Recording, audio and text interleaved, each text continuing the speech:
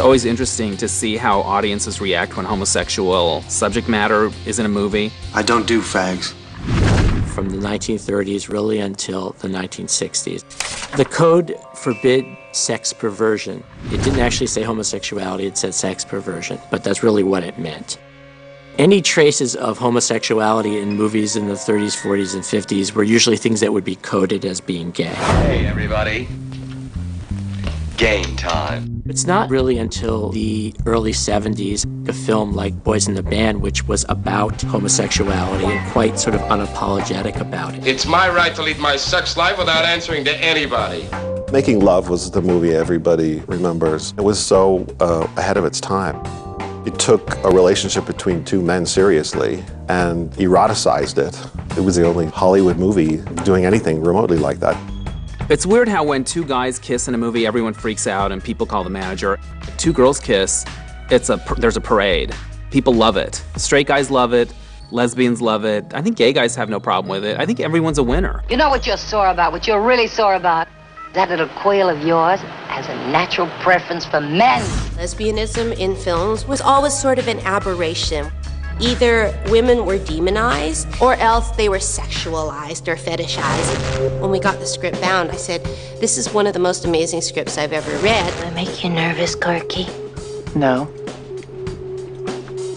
Thirsty, maybe. It is like The Postman Always Rings Twice or some of those other classic movies of the 40s and the 50s. Lesbianism is the twist that makes it a little bit different. I'm trying to seduce you. When Gina showed up, I was like, oh, she's kind of cute, and I thought this will be a really fun way to explore my sexuality. Gina and I were totally looking after each other in terms of doing the scene. There was a trust there that made it really beautiful, and when I saw the movie afterwards, I was like, oh my God, I couldn't believe we had so much chemistry. In the last 10 years, the last 15 years, there have been a lot of films that show gay characters and lesbian characters just living their life. It doesn't have to be dramatic. The lesbian doesn't have to be an axe murderer. The gay person doesn't have to be making clothing out of women's skin. It's become more of a part of American culture. Brokeback Mountain is a good example of that. That touched everybody. Brokeback Mountain is an adaptation of a story by E. Annie Proulx about two ranch hand, cowboy, sheep herder guys who fall in love with each other. For a Hollywood movie to approach this subject matter at all, to cast young, attractive people, was a real breakthrough. It's about two people who can't be together, and it is heart-wrenching. They just want to be in love, and it's like, what's so bad or threatening about that? It shook people up a little bit because they did not expect to identify with these characters. It forced people to go in a place that maybe was a little bit outside the box and accept it.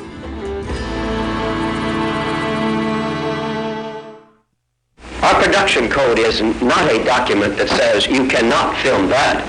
What it does say is you can film that if you abide by basic standards of morality and decency. I think I'm fortunate a little bit that a few people govern the way that a lot of people make movies. I have a tattoo.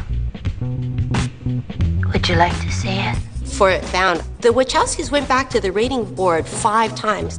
They were kind of angry about it because they said the amount of nudity that we did, if it was nudity between a man and a woman, it could almost be on TV. For Basic Instinct, I had to go back to the MPA 9 times. Really cutting and this changing shots, abbreviating shots. You get into the thrust arguments all the time. I'll give you a thrust here for a nipple there. We saw her ass twice already, but it's a nice ass. I'll trade you another thrust for another ass shot. Yeah, we're in the thrust trading business. This seal is part of the self-regulation of the Motion Picture Association. It means that the film displaying the seal is within the creative boundaries of reason and good judgment. You had the X rating, but X had come to be associated with pornography. Serious filmmakers campaigned vigorously that there should be an adults-only rating. Henry and June was the first film to be rated NC-17. And it was a great movie by Philip Kaufman that did deal with sex in an adult manner. Unfortunately, didn't really have the impact that I think a lot of us were hoping it would have, because NC-17 became designated the same thing as X. It became marginalized as soon as it was invented. Showgirls, it was from the beginning clear that it would be NC-17. It's a Vegas story, and it is about a girl that comes to Vegas. She wants to be a dancer, and in fact, she wants to be the top attraction in the big show. It's a movie about how people use sex to manipulate the world.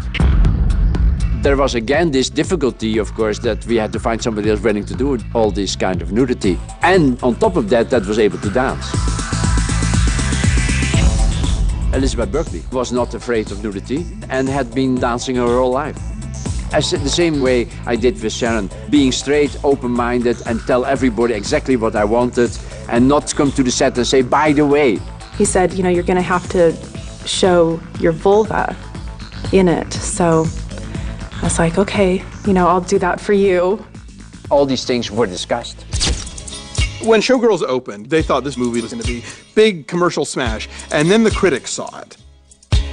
They hated it at first, and everyone was making fun of it, and they were laughing. Many people wrote, I had to leave the theater because I was starting to throw up. Negativity, anger, people being really disturbed by what I had been doing. It can only be because it was too much of everything. Too much breasts, too much sexuality, too much fucking, too much this, too much that. It's a movie that has probably been seen way more after its theatrical release than during. Kind of found this whole new life as a midnight movie and as this sort of campy cult thing.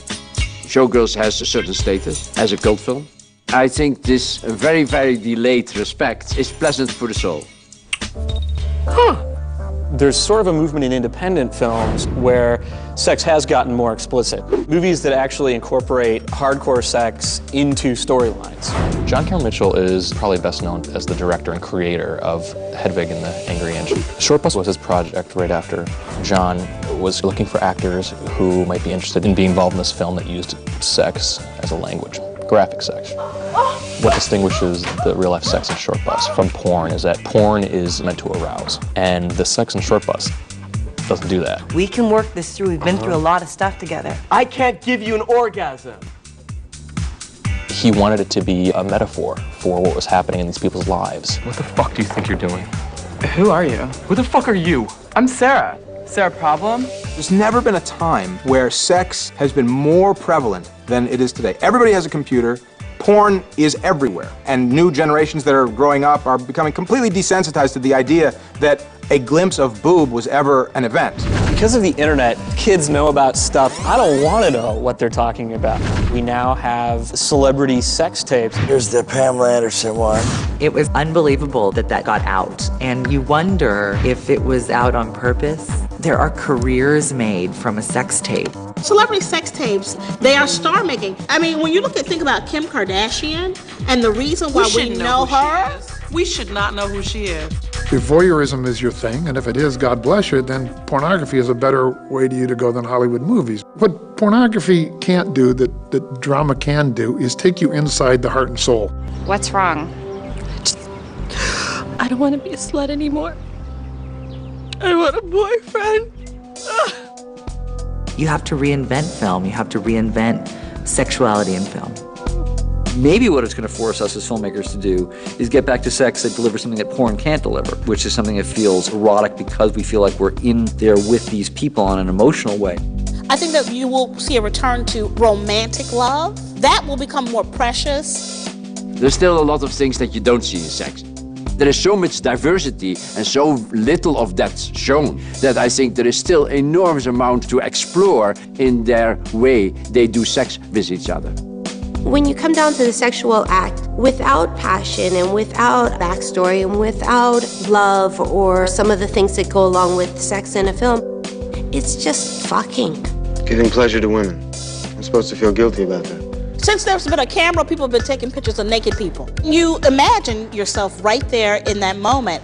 Maybe not there at that time, but later on when you're alone. I thought about what you would look like having an orgasm. I'm shocked at how many people are still shocked by sex. All that sexual repression throughout the ages makes for great movies, and the more fun sex ultimately becomes. Oh God, that was incredible. People need to have sex and they need love and affection, so it's a part of storytelling, an intense part. That's real, isn't it? That's what we do. We talk, we go to war, but we also love each other. And sometimes by expressing love or for animalistic instincts, we put ourselves on top of each other. I want you. When we talk about movies, guess what? Sex is a great place to go. I think it's inappropriate not to deal with sex in motion pictures. He's sleeping with her, she wants to be sleeping with him. How did this happen? All I'm trying to do is make movies about human behavior, and sex is part of that. Did you make the right decision to come here last night?